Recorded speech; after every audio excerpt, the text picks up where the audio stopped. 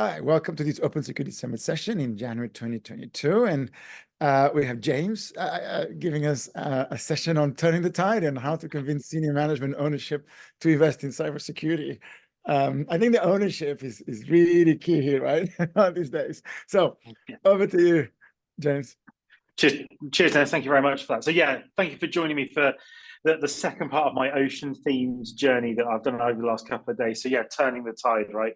So all of us in our roles will have to deal with senior management. I'm in quite a unique position where this is a lot of what my job is, right? But I'm not dealing with senior management from one business. I'm dealing with it from, across hundreds. And in this talk, I really want to talk about all the aspects of kind of conveying the urgency and the need across to senior management in a way that they'll understand, because we've all been there, right? And senior managers all have different focuses, different reasons for being in that room.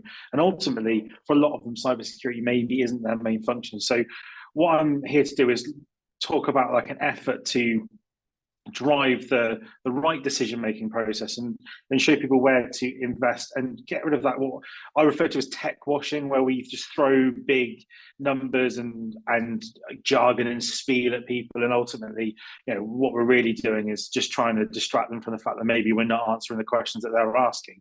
So turning that into solid facts, figures, and in an irrefutable way where they will ultimately want to take on the solutions that you're talking about and how we can demonstrate that impact. So it's one of those presentations where it's a lot about the thought behind it, and hopefully you'll see that, and it should be really beneficial to those who have joined us. So for those of you who didn't join yesterday's session or haven't met me before, I'm James Dell. I'm Associate Director and Head of Technical Architecture for Planet IT, who is a managed service partner and a value-added reseller in the UK. We work with clients anywhere from 10 users to 10,000 users or more. And my role and my team's role is to work directly with the kind of senior management and essentially convey solutions, working with the IT team, the security team to develop them and then push them forward.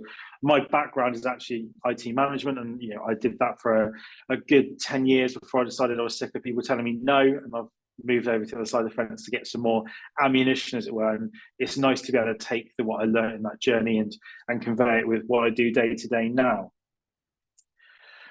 A bit more about just Planet IT and who we are. So we are a one-stop shop for all things IT. So we're there to be anything from an outsourced partner for those companies who can't afford or don't have an internal IT or internal security, all the way through to procurement and professional services, connectivity, DR, phone systems, you name it. We do have to do this because the business, as you can see with the background behind me, are letting me do this on my business time. So again, we are trusted by a number of major household names, which everything from the BBC, the Royal Household, you name it, we work with them. We are very lucky with the customers that we work with, and we do that by doing exactly what I'm talking about today, which is about building faith with beyond just IT and beyond security leadership into the C-suite and the ownership of the business, making sure that we're present at all levels and they understand clearly what we're here to convey, right? And that's what we're going to talk about. Now, in my ongoing battle to use AI as much as possible, I put together this image, and it actually came out really nicely. We are ultimately, facing the wave of challenges that I talked about yesterday, with that coming wave of security challenges and the ever-changing world of the cybersecurity landscape. But essentially, what we're trying to do as leaders in this position is turn the tide, right? We're trying to redirect this and go, right, actually, well, we want to get rid of all the problems, and what we want to do is we want to invest in the right solutions to enable us to essentially see the clear land and keep everyone safe. But often when you're trying to take that story to senior management and take that to the board and take that to ownership, it gets lost. And it's not because you're doing something wrong, it's because in a lot of cases, they don't talk the same language as you. And what we have to remember is to try and take that. And I very much feel that, for most of the people that I deal with on a day-to-day basis, be that IT managers, be that security managers, be that people who are doing a blend of both, be that CISOs, what they feel like is they feel like they're on their own, they're still on the island, they're facing this coming wave, and they don't feel like they have the tools or the people or anything to really be able to convey the solution that they need to and get the investment and things moving forward. And that's what I'm hoping that in this session I'll be able to do for you, is show you how we really mix it up and we move that forward. So let's talk about where people are going wrong, okay? So this is you in a theoretical scenario. Don't take offense to anyone. You are a generic person in this regard. And then we have our board, which can be made up of, of anything from 10 members to 2 members to, if it's a big company, 50 plus members. Ultimately, you're going to the board, and whether that be directly as the person responsible for cybersecurity in an organization, or be that via an IT director or a CTO, you're conveying that message to the board and saying, okay, well, I need something, right? In this scenario, I need to build a SOC, right? And I've seen this so many times. I've been in the room when this has happened, where a security manager has gone to the board and said, I need to build a SOC. And half the board don't know what a SOC is. They don't even know what that abbreviation means. The ones who do understand, the ones that are in that technical space, are going, well, that costs a lot of money. And there's some that are just sat in the room with no idea what's going on and no care for what's going on, because their job role, their day-to-day doesn't reflect on this kind of, this need that you have. They don't see the benefits. And those people that go into those rooms and just say, I need this, I need to spend money on this, they don't win. They go into that room, it falls on deaf ears, and ultimately it's another bit of damage that's done to the reputation of IT and of the security team. Every time you go and ask for something, it's always seen as you're a detractor, you're asking for money, you're a cost to the business, you're an operational cost that the business doesn't need.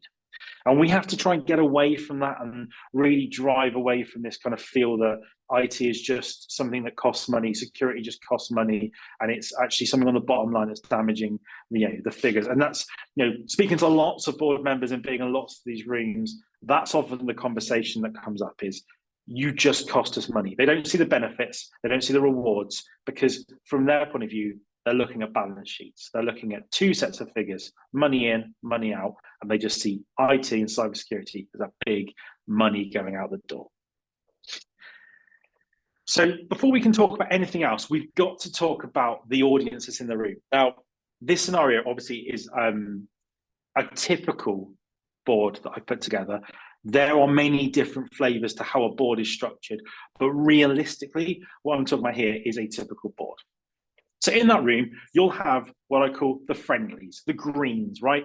So you've got your CTO, you've got your CIO and your CSO.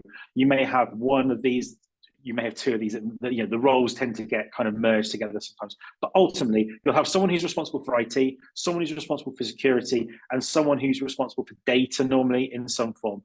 So these are the ones that tend to be more sympathetic to the needs of the security space, because it touches on their day-to-day role and it's part of what they are expected to look after at board level. So they are your greens. They're the people that, knowing that you go into the room, if you went in and said, I need to build a SOC, these are the ones you've probably got the buy-in from. Now, saying that, it has to be said, if you don't already have the buy-in from these people before you go into the room, you are doing something wrong. Because if your adversaries are the people that should already be friendly to your cause or sympathetic to your cause, you're going to face challenges that you're not going to be able to overcome, because the rest of the board are going to look to those people who they believe should be friendly to you for advice and guidance.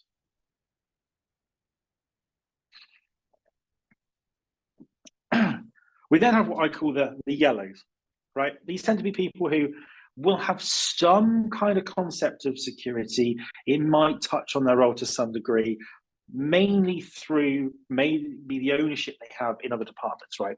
A CMO, Chief Marketing Officer, will often have a lot of work to do with data, will often do a lot of work with the CIO.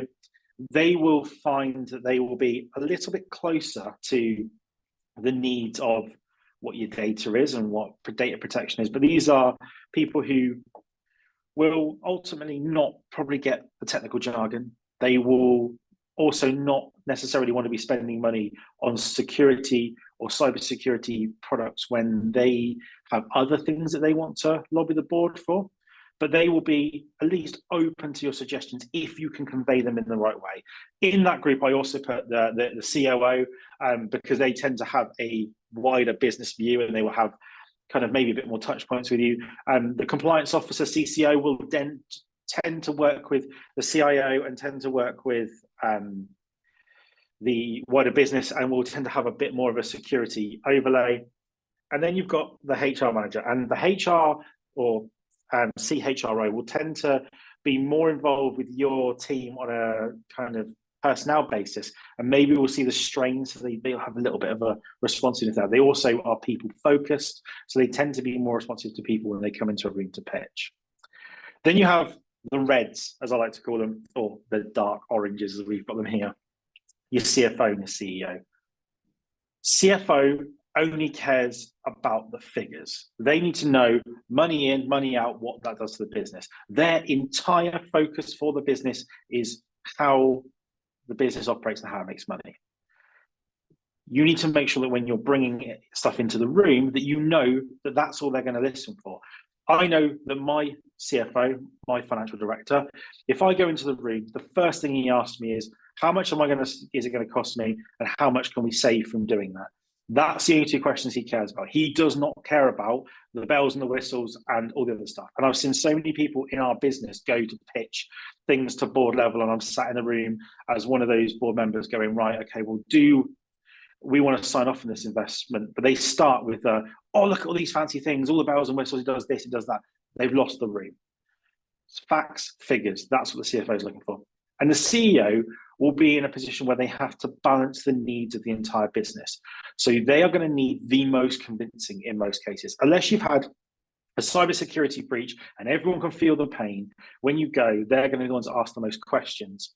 But they will also lean on the other people in the room to tell them the feeling, right? They will be looking for the other people in the room to say to them, yes, I believe this is a good investment because, or actually, I would rather spend the money elsewhere. I don't see the need for it. This is your audience. You have to be sympathetic to it, and you also have to be aware of how to pitch to each of these people. Now, as I've mentioned, there's different ways to do it.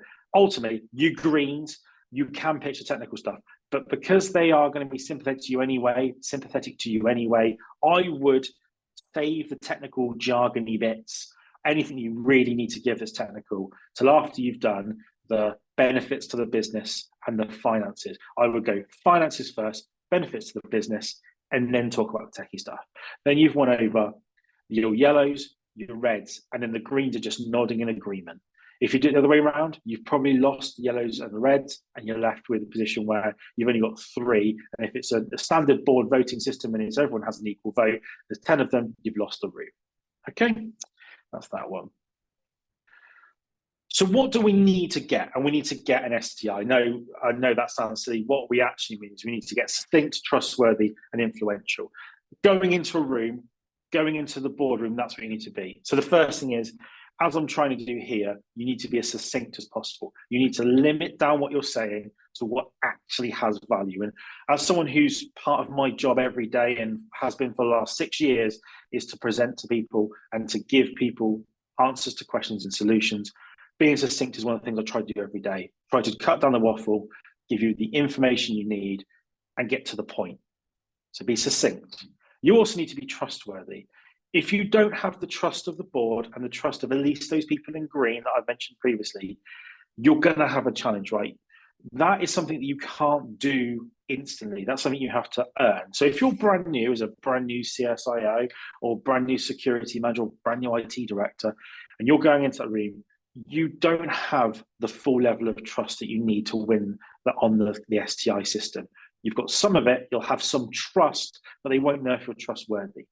So what you have to do is you have to show this. And sometimes that means holding off on investments and showing how you get in the trenches, you get things done, and you add value to the business.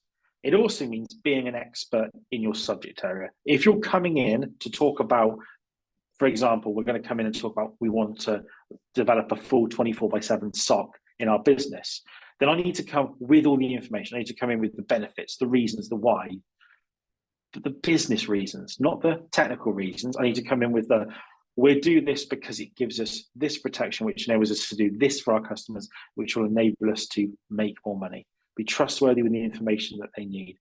And if you don't know, be honest. There is nothing worse that you can do in a pitch to a C-suite than try and fluff it. If they ask you a question and say, what's the running cost going to be over the next 24 months for this solution? You go, about $500,000.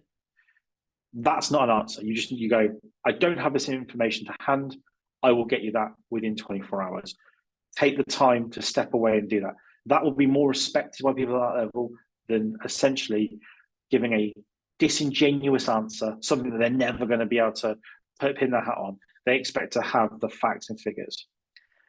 And you ultimately have to be influential. And now this is something that you can learn, this is something you can develop. This is a skill set, right?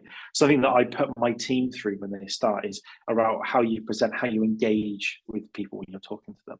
And you have to be influential to do that. You have to be able to take people on that journey and slowly bring them to where you want to go.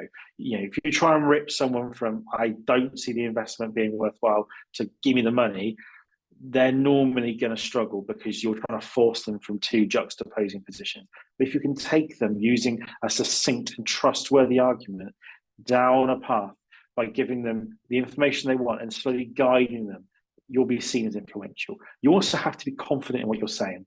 And if you're the person who can't go into a room with people glaring at them and give a solid answer, you're not the right person to be in that room. And that may mean you have to put someone else in your team in there, or you lean on someone else. But to be able to pitch to C-suite, to pitch to ownership, you've got to really be confident in what you're saying and in sitting under fire, right? It's something that unfortunately I thrive on. I love it when people put me under pressure and stuff like that. So I find those situations where someone starts being a bit pointy and coming back at you, something that really fires me up and gets me going. Some people just collapse under that. And you need to know what kind of person you are. And there's lots of training you can do, and there's lots of self-help books that will help you be this. But it's not something, again, you're going to have day one. You can do a succinct bit. You can cut down what you're saying. You can be trustworthy, but sometimes being influential can be the hardest. But that's my system, right? Go in there with an STI, be in there and be succinct, trustworthy, influential. The reason I've made it STI is because I want you to think about it. It needs to stick in the back of your mind when you go into that room. It's like, am I succinct? Am I being trustworthy? Is this influential, what I'm saying? Right, so let's look at this, the way we communicate risk, right? So as a board member on any subject, you're taking the information that you know from your role and applying it, right? So the first thing you don't want is jargon. So if we look at this pitch, right, the cybersecurity manager on the left there has gone into the room and they've been asked to come in and pitch at the next board meeting, and they've said, we need to invest in tooling to provide XDR capabilities to cover our infrastructure, cloud, and endpoint estate. This should be backed by an MDR service and must follow NIST, NSCS, and SOC 2 standards, and it's going to cost us £250,000 a year. Well, great.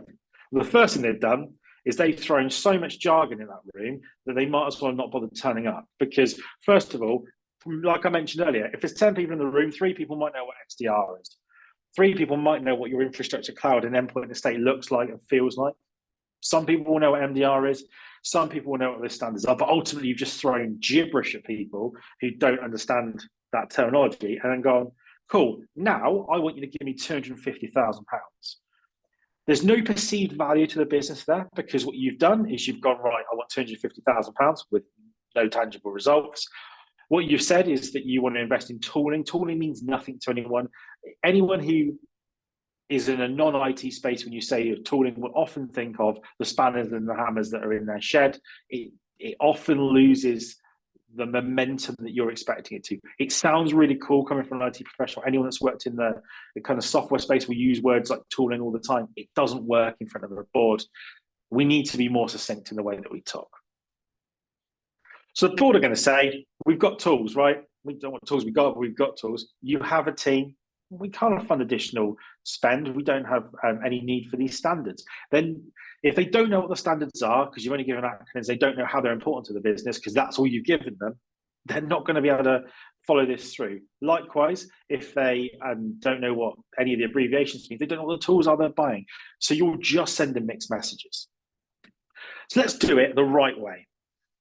This is how you go into a room of pitch. So I'm looking to bring the business in line with international and government standards for cybersecurity to protect us against a changing threat landscape. To do this, we will be partnering with a managed service provider specially certified in this field and leveraging their state-of-art threat detection capabilities. To do this, I will need to invest £250,000 per year, but this will reduce our cyber insurance cost by 30%. Doing the same exercise we just did, first thing is, I'm not giving them the names of the standards. If they ask me that as a follow-up question, I can give them that. But giving them the understanding that I know these are international and government standards, things that the business will need to meet, that will put their mind at rest. The CFO will be thinking, oh, I have to hit PCI DSS, right? By saying international government standards, that's what he's thinking of. It may not be the standard that you're looking to hit, but it's calling on the right information in their brains that we therefore want to go and pitch forward. Government standards. Everyone in that room will go, oh yeah, we have to hit X, Y, and Z standard. They're going to be thinking, great. Then it might not be the right standards you're thinking of, but it makes it a soft, comfortable conversation for them. When we talk about the actual service, the first thing is no abbreviations, managed service partner, managed service provider. We're looking at giving them the clear text. Specially certified, we're giving them reassurance that we're not just investing money, we're investing in a solution. Leveraging their state-of-the-art threat detection capabilities. We've asked for exactly the same thing. We've asked for XDR provided by as an MDR service, but we've done that in clear English. And then we're going to win the CFO over because we're saying, yes, we want to spend £250,000, which is still a detractor. They're still going to go, but what they are going to see is the reduction in cyber insurance cost by up to 30% is going to negate some of that. And they're going to go, hold on, the gains that we're looking at in this room are, we've got international standards, government standards being met. We are offloading some of the responsibility to a third party. That's always a bonus. We're getting all of the state-of-the-art threat detection, and we're reducing our cyber insurance overheads, which is something that in 2024 is only becoming a bigger issue for businesses, and it's something that they are certainly going to be interested in. And you're not going into that room begging. You're going into that room armed with a concise, informational-based argument. It's an STI, right? It's succinct, it's trustworthy, it's influential. That's what we're trying to do. And then you should get a result like this. We understand the gains of making these changes, clearly offsets some insurance, validates it, change approved. You go off and you can go make the change. This is where we need to be. And every day when I'm going in with businesses and helping them fight for this money, this is the way that I structure my arguments, my conversations. Might not be the exact words, but I won't ever go into the room with C-suites and go, oh, I want XDR, MDR. I will always take it back to the core language that it is. It's managed detection and response. It's cross detection and response. What does cross detection and response? Well, actually, just so you know, cross it, and I will go into that every time. I will never leave anything on the table that makes someone think, hold on, what's going on here? The next thing that we really need to do when we're talking to anyone in that C-suite room is to demonstrate value. We need to look at spend versus the tangible business benefits you get out of it. And that's tangible. It can't be the intangible, which will, as humans, we're really good at giving people kind of pie in the sky, oh yeah, we're going to save £200,000 or we're going to save, the one that always bugs me is people go, oh, by doing this, we'll be 50% more efficient, but then they never can validate that down the road. So it has to be what the spend is versus a tangible business benefit. So if I'm talking about a solution, if I'm talking about investing in managed detection and response, the tangible business benefits that I'm going to talk about is a reduction in risk, reduction in cost, and a decreased time to recovery. That's the big one, right?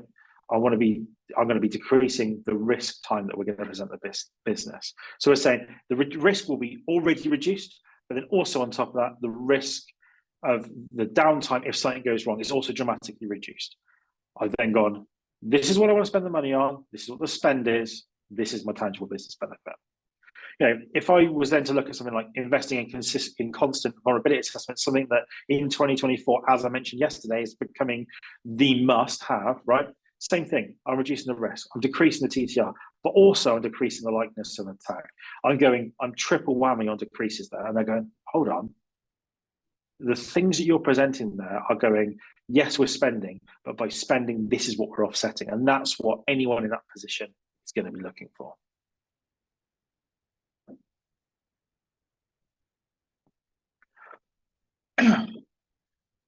we need to talk about how we demonstrate value, and how we demonstrate value to C-suite is very different to how we would demonstrate value to other people. They say a picture's worth 1,000 words. Well, then 10,000 pages is a 3-minute case study. Realistically, what I mean by this is it's no good going into the room and going, hey, C-suite, here's a case study written by X vendor about all the things they saved. It's written over 10 pages. They're not going to read that. Even if you send it in advance, they're not going to read it. That might even turn them off more to the solution if you send it in advance. Part of my pitch when I'm talking to C-suite and I'm looking at, MDR is my example at the moment. I'm going there and I'm pitching and I'm saying, right, you need to invest in a managed detection and response service. Don't let me tell you why. Let someone else in your industry tell you.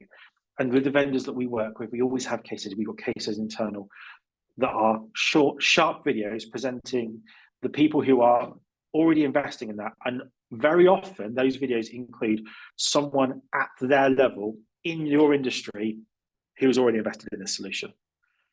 They are suddenly going to go, hold on, say you're Barclays Bank and you see a video and it's Lloyds Bank have already invested in this, and they've said it saved us 80% of the time that we spend on threat hunting because we've got a team doing on it, and we've seen no breaches since this took place. That 3-minute video is going to do more for your argument than giving them all of the arguments that you could have written under the sun, or giving them a lovely wordy email that you've written about all the benefits.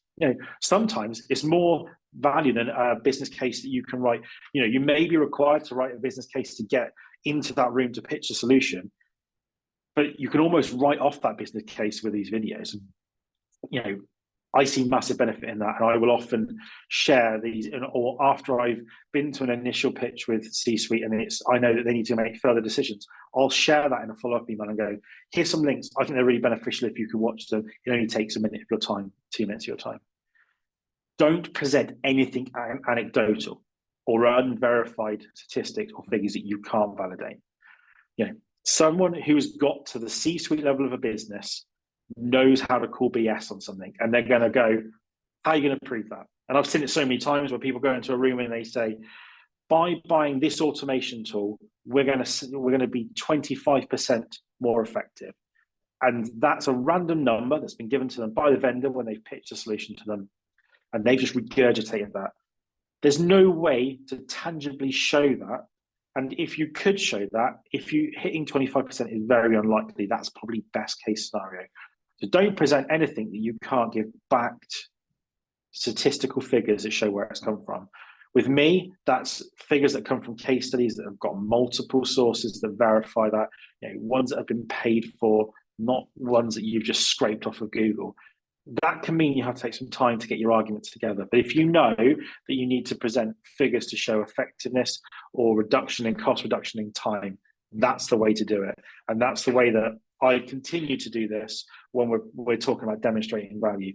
So the big win is taking something from your industry with another member of C-suite in there that shows the value that they can get from it. If you can get that in a video from a vendor, from a solutions provider, it will help you win. If you can't get it in your industry, if it's another business of a similar size, that also has near the same impact and is so powerful. And I would never be afraid of bringing that in the middle of your pitch and going, actually, I think it'd be really beneficial if we spent 2 minutes watching this. If it means you spend 2 minutes talking about something that you're not super confident on, or where you don't have all the information, you're going to start dragging the anecdotal evidence and stuff into your head, it's a great way to do it. Real world proof.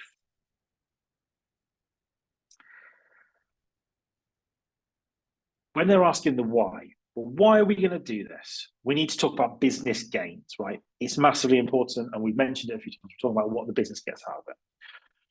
So you need to emphasize on the business impact, the correlation between the spend, the business performance, and any damage that will be done by a cyber incident. So if I break that down, what we're looking at is, if you spend £10,000, we will potentially be able to do X amount more with our time, or we'll be able to get through X amount more alerts in that time. However, if we don't have the tools and we miss an incident, this is how much a cyber incident will cost the business.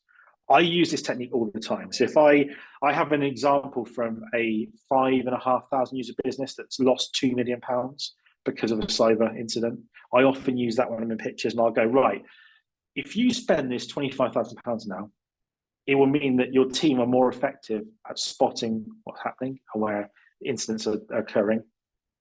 If you don't do either of those things, you just keep on as you are, it could cost you up to £2 million. And this is why. And I give them the evidence.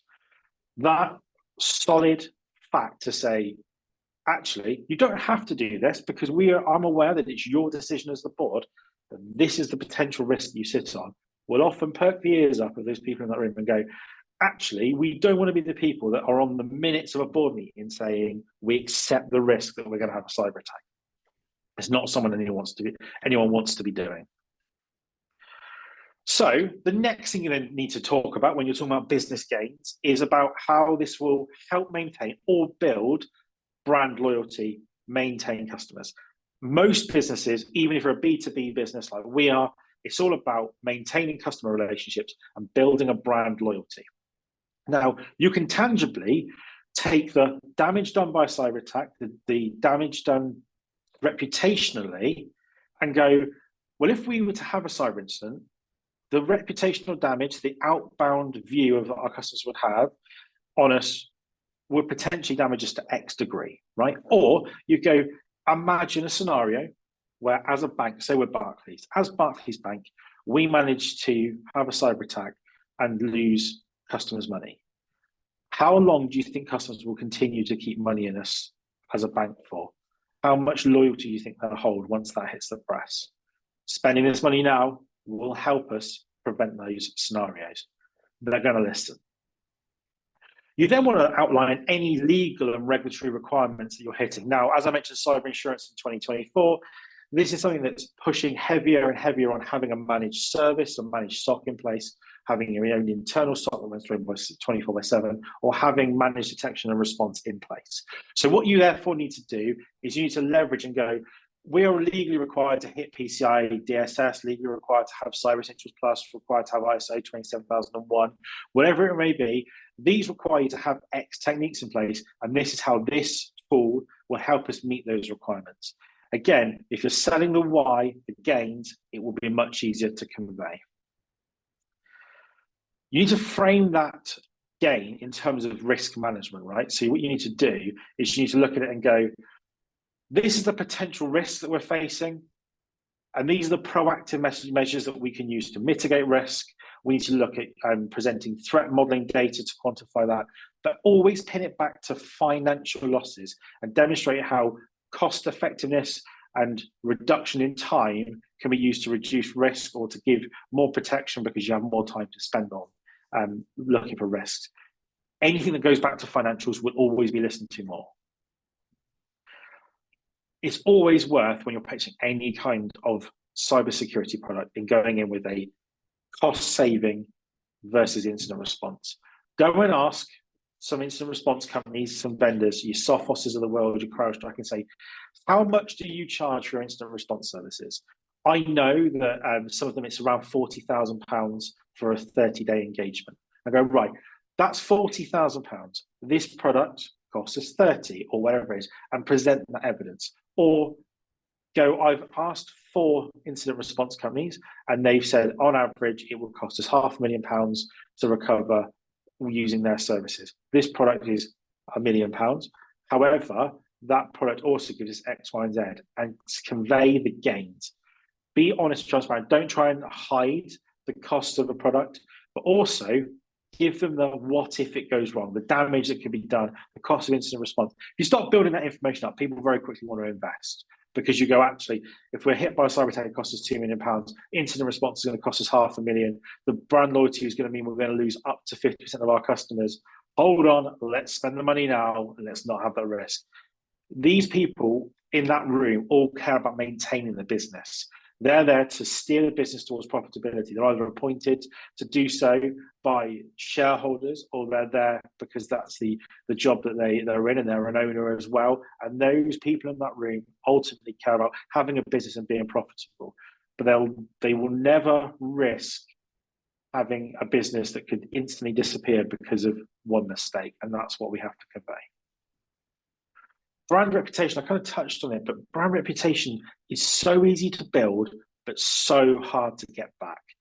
If you're a 5-star company on Google and you start hitting a number of issues off the back of an incident, the damage that does, those 1-star reviews, will take you so much more time to recover from, because it's really easy to get up to 5. It's hard to recover back to 5. So you need to think about that brand reputation and all the damage that will be done, and convey that to them and say, look, if we were to lose these customers, you'd all lose share money, but ultimately, do you think we'd ever recover? Or do you think we'd end up being part of a merger because someone would buy us for our existing customer base?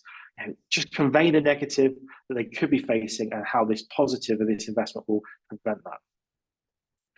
And make sure you share any kind of benchmarking data that you have. Anything that compares you to your rivals, your competitors, what they're doing.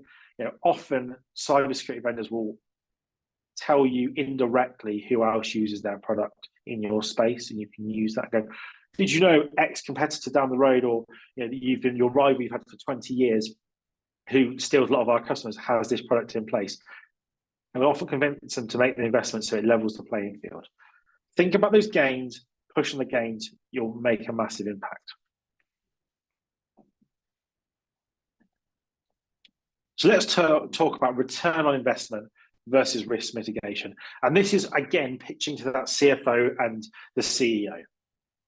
The more money you spend, the lower the risk, the higher your profit. That's all you need to convey. You just need to give them the figures. Go, X spend is this reduction in risk. That potentially means you can make more money. You don't have to give them the figure of how much money they can make. You just say, that gives you the ability to be more profitable, because it reduces the risk, as we talked about on the previous slide. Risk of brand reputational loss, risk of damages due to cyber outbreak, etc., etc. The less money you spend, the increased risk that you get, and the potential for lost profits. Because if we have one of these incidents, X, Y, Z, that's the terms you should be framing everything in: is spend, risk, profit, impact. If you can talk in those terms, you're talking the language of a CFO and a CEO. You're not talking the language of an IT person. It's a great place to be, talking money versus risk, profit, risk, reward. Talking that sense, you will make a massive impact to everyone who's involved in those meetings. Definitely worth doing. I love compliance. Part of my background is GDPR and ISO and all those kind of horrible acronyms that everyone hates. So I love compliance. So compliance is your friend. If your business has a requirement for a certain compliance and this product will help tick that box, then hit them with it and go, right, I know you don't want to spend this money. I know you're concerned about the investment. However, we need to be ISO 27001 certified in order to maintain X customer. So therefore, by buying this product, we are going to enable ourselves to hit those benchmarks. Be honest with them and tell them where the compliance needs will fall short if they don't invest. This is a surefire way to get big investments through when you're talking about, well, hold on, that's fine. You won't have this compliance. And then even if you don't know what customers it will affect, because you're a massive organization, just go, I'm sure that will affect some of our customer standings. It will change and reframe that conversation. Just push on that importance to the business of gaining or adhering to compliance frameworks. If you're currently not following a NIST standard or a SOC 2 standard, but you want to as a cybersecurity manager, talk in their terms of the importance of those compliances and what it shows our customers and the people that use us. If we could say to our customers, as Microsoft does, all there's 180 odd certifications they do that because it says to their customers, we care about compliance. If you can do the same thing, convince your senior management that compliance is their friend and that by doing so, they are going to get increased profits, increased market share, and they'll do it. And don't go in hard with these technical jargon and acronyms, right? If you go in hard with the technical jargon, technical acronyms, at any point in this, you are going to struggle. So if you're talking about NIST, if you're talking about SOC 2, talking about Cyber Essentials, tell them what the standard is, because they probably don't know. If you're a big enough organization that they know, probably one person in that room will go, yeah, 27001 means that we are security compliant, and this is what it means to the business. The rest of the people in that room will just go, ISO what? Tell them what it means. Don't spoon feed them, but just give them the information so that you can basically give them that helping hand to say, in case you didn't know, this is what I'm talking about. Because there'll be, in most cases, they won't want to ask you what you meant by X standard. They'll just shut down the conversation. So make sure you're giving them the breadcrumbs to follow up on. So let's talk about what to do and what not to do in really simple terms. Don't pitch product. I am someone who works for a cybersecurity vendor, cybersecurity specialist. We work with lots of vendors. We sell a lot of point products, a lot of suites. When I go into a meeting, I will, as much as possible, avoid talking about the product. I will talk about the solutions, the benefits, the gains, what it does. I won't go, oh, you need to buy X product because X product is great. What it sounds like you're doing is you're verbatim returning what a salesperson has said to you when they've been pitching you a product. They will often then raise their eyebrows and go, well, do we need an MDR solution, or do you really just like X vendor? Or is there some kind of deal being done here which we need to investigate?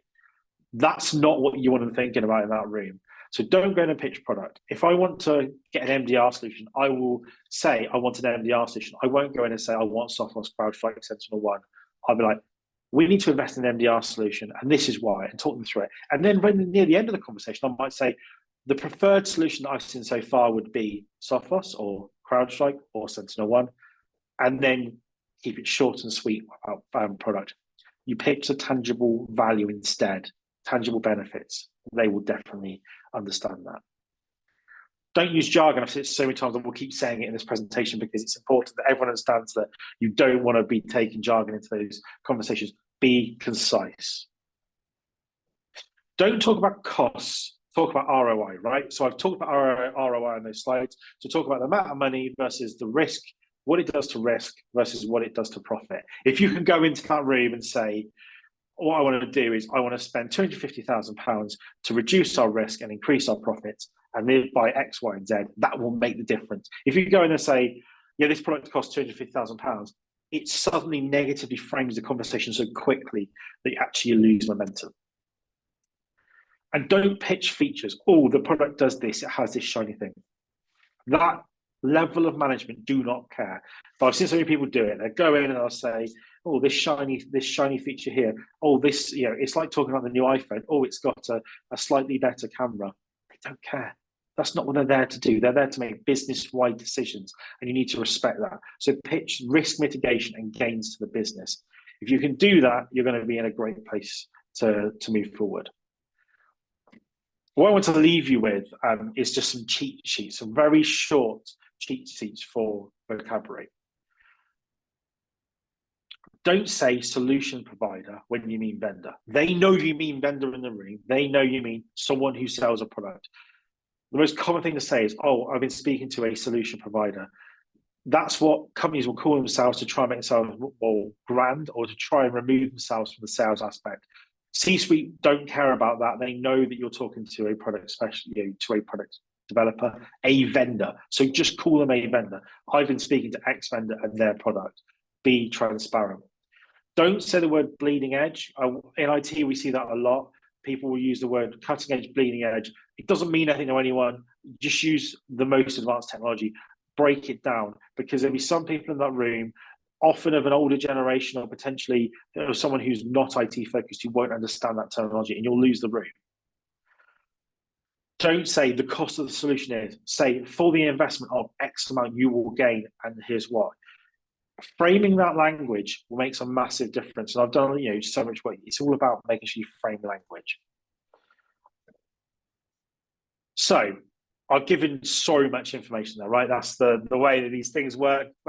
50 minutes of me talking is a lot of time. I appreciate that what I'm talking about is taking you from a very comfortable place where you may think you're very good at pitching to senior management, but actually this may have opened some gaps up.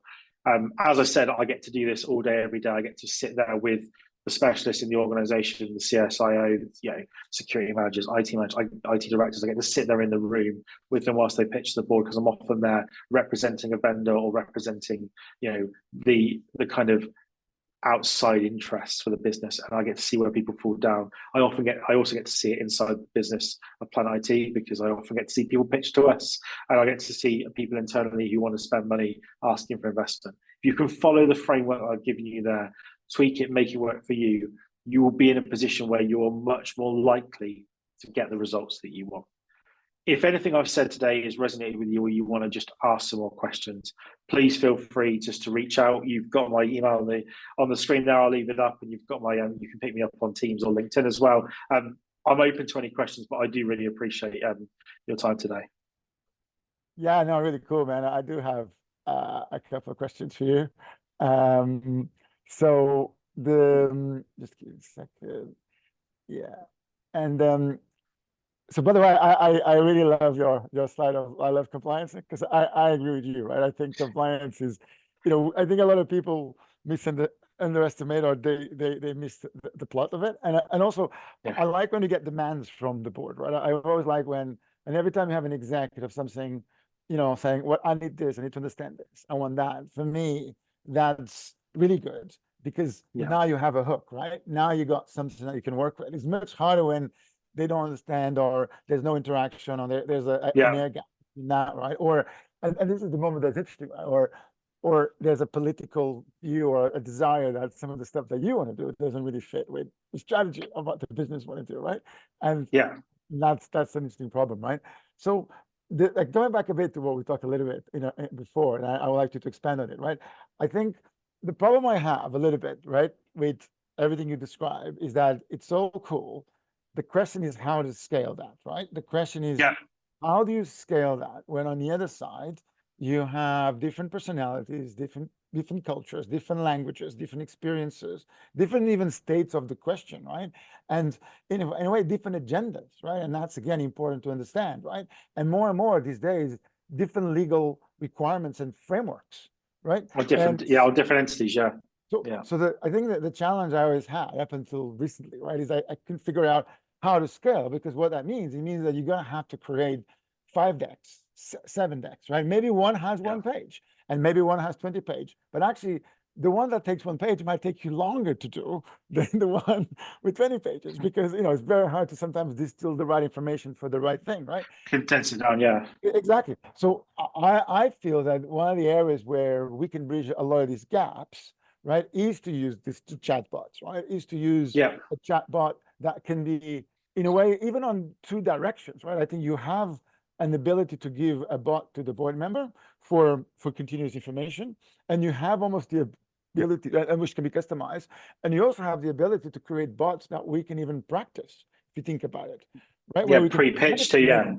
If I'm presenting this to somebody who has this, what are they going to say? Right? It's like and those kind of things in the past, if you think about it, were all engineering.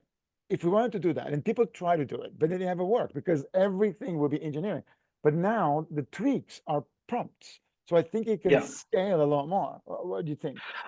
Definitely, I think that obviously we saw Copilot drop for everyone kind of yesterday. I think that will add so much leverage to it, even with like inside a Teams meeting, right? So if you're presenting in Teams and someone is at the board level, they're going, I don't really understand that.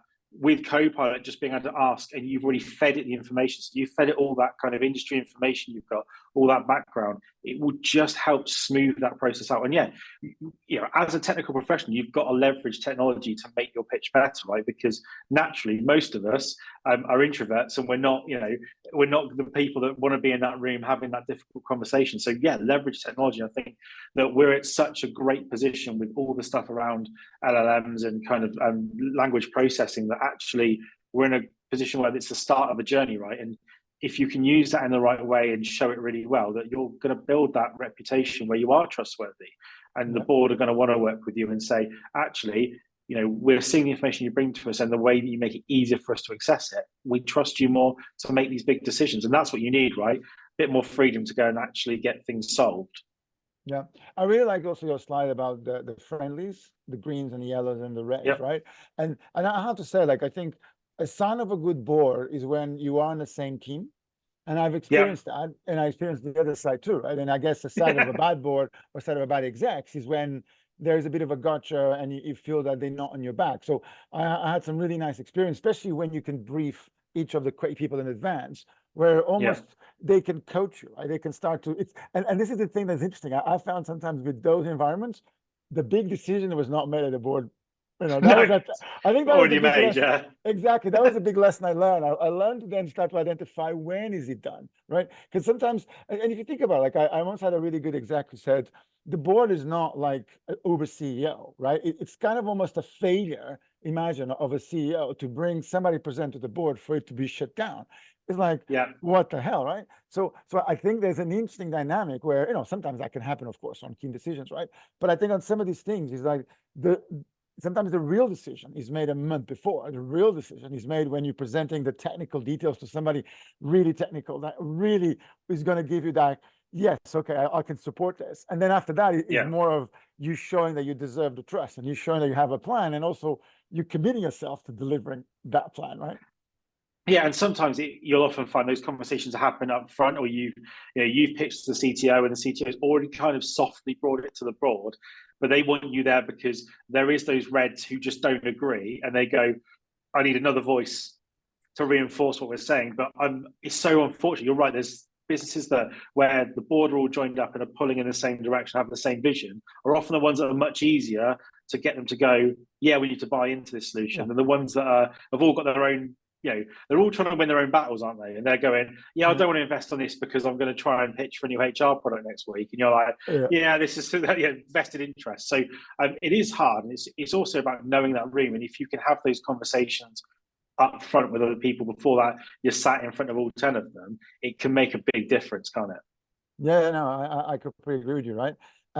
So can you expand a little bit on, I think, another concept? And I know that a lot of the stuff you're talking about is like, I guess for the first, I would say, one or two generations of the board. But I also think that these days, I think in cybersecurity, we have a unique position that I don't think we fully leverage, which is we're the only team in the whole company that has access to everybody, has access to Yeah. all the data that we need, that when there's a business need, that actually has relationships with everybody. Again, when we do our job correctly, right? And it sounds odd, but actually it's very rare, right? It's very rare that you have a team that actually has a great relationship with every level of the company. Some teams have great relationship horizontally. Some companies have very good relationships, kind of like in a In particular a straight line, vertical, yeah. but Yeah. kind of like across the whole business. We are very unique, right? And I think we are uniquely positioned to add a lot of value to the business by allowing the business to be a lot more efficient and to simplify a lot of the stuff they do, especially when you kind of take that view that a lot of good security is good engineering, is good processes, is good Yeah. almost practices, and when we make that, we improve the business. Do you know what I mean? So it's like it's Yeah. almost like I don't think we deserve a seat at the board just for cybersecurity, unless you're being freaking attacked left, right, and center. It's a massive thing. But ultimately, when we do the cybersecurity well to some degree, the risk should come down. But I think that is missing a trick of not using cyber almost as a leverage to even drive change, Yeah. right? To make things different. Yeah. Yeah, And that's it. Like, it's building that trust up, right? So once you start to show the value you can add to the business, you should start to see that they are bringing you into those conversations, and you are working with more people. What you talk about is the way cybersecurity should be done, right? You should be touching everybody, and you should be talking to everyone and making sure that everyone understands why you do the things. Because otherwise, you become the bad guy for no reason. You yeah, go, it's always you're blocking me from doing this, or you're preventing me from using this tool set, or you're the ones that said I can't do this. But actually, if people are empowered and they understand what we're trying to do, that everyone then goes, yeah, cyber's one of the best departments in the business, and then everyone gets that vibe. And I think it's very important that while we're talking about winning the C-suite over, to make sure that cyber's successful in any business, you've got to win the business over, and you yeah, you can't be the old-fashioned department in a cupboard that doesn't want to talk to anyone. It's with smaller modern businesses, kind of startups and businesses that are kind of more tech focused, that tends to happen right from the start. But when you talk about some more of the legacy businesses that have been around for a long time and they've got a certain way of working, you tend to find those are the ones that silo out IT and cyber into kind of buckets where they don't care about them and go, look, Yeah, but you I just would crack argue, on. I would argue Yeah. these days, if you're doing in cybersecurity and you're the Department of No, you won't be in that job for much longer. Yeah, yeah, I, definitely. I think there's already enough good references, right? That's, I think we've moved beyond that, right? And I think, which is another reason why I do feel that there's a lot of value of a lot of more people coming from our industry, right? Because we need a bit of sometimes fresh thinking. So, so I have another one topic I would like you to expand a little bit, and you probably have seen it too, but and this is go on that back of using security to make decisions, right? I also find that sometimes organizational is easier to make a decision on top of security than other topics. Because it's like you said, so not only is politics, it's politics within the multiple different teams, right? So sometimes you Yeah. have a team that wants to do X, but this person doesn't want it to X. And then it become a bit of a battle of wills. And then it's kind of like they don't make the right decision. Where I sometimes find that if you can come to it cybersecurity into the mix, you bring a level of objectivity to it. Because we also are measuring technology, we're measuring process, we're measuring maturity, right? Because in Yeah. cybersecurity, we should also have a view to say, look, there's no point of you investing X if it's going to be a shit show because you don't have the team, you don't have this, you don't have Yeah. that. So like we can see the car crashes sometimes, a lot in Yeah. advance. Happening. So, Yeah. so my question is, have you seen cases where others, and I always encourage that, right? I have no problems with that, where other departments almost milk a little bit that, and they go, oh yeah, because cybersecurity, we need to do this, where it almost becomes an acceptable way to drive a decision, where the real Yeah. decision is outside cybersecurity, right? But cybersecurity becomes that like nudge it just to make a decision. Yeah, and I've seen it quite a few times where your business will pull you in and say, well, actually, we need to, we're looking at, there's kind of two goals for the business that rub against each other, right? And it's like they use you as the kind of ref to sit in the middle and go, oh, well, actually, this is the way we're going to go. This team's won it, as it were. And it's a case of, that can be really beneficial, but it can also have negatives because it then becomes, you fall back into that trend of being the bad guy, right? It's well, you stopped X project moving forward. You have to be able to convey, as we've talked about in this, in the right manner, why you're going, actually, from a cybersecurity point of view, it's safer to do this. That SQL system is terrible and it's not protected properly. Let's make that move to SaaS, or those conversations. I know it's a great way to also be able to get the buy-in from the business. So they know they can lean on you, and it's then just helps build that reputation. I think the one thing that I always try to avoid in these presentations is talking about when it goes wrong, right? Because when it goes wrong and there's been an incident, the board suddenly throws money at you and everything becomes easy and everyone's like, yeah, just do whatever you want. But we don't want to get to that position, and we have to be really careful to be aware that, yes, it can be beneficial if there's been an outbreak to use that to leverage additional funding to patch holes. But you have to be really careful to not take the piss, as it were, and try But you and can burn a lot of steal bridges, too man. much.